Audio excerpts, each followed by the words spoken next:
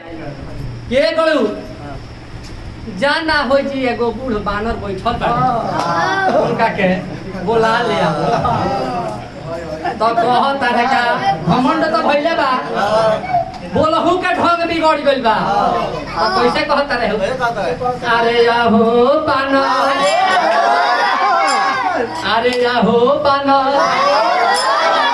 तहरा के बोलवन तहर स्वामी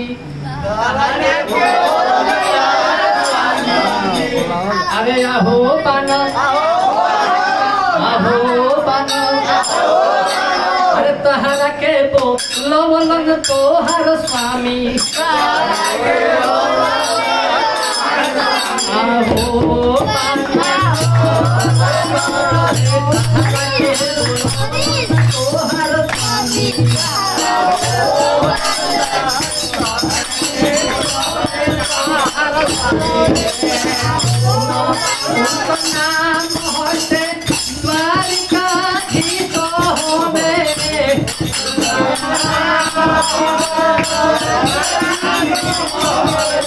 उनका नाम हटे होमे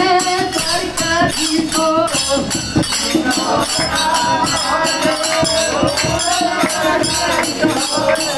तोहर के बोलवन तोहर स्वामी अरे आहो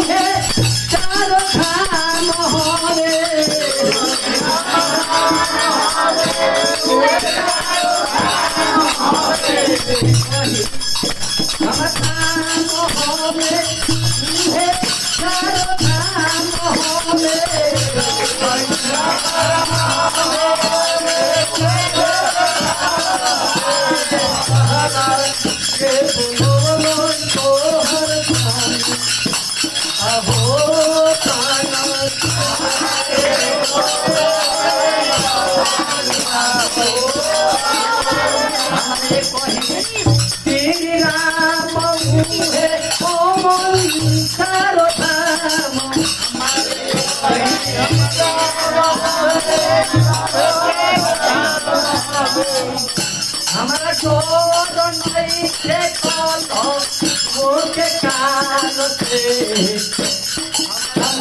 हमारा छोड़ नहीं के कलो वो के काल से तो के लाल से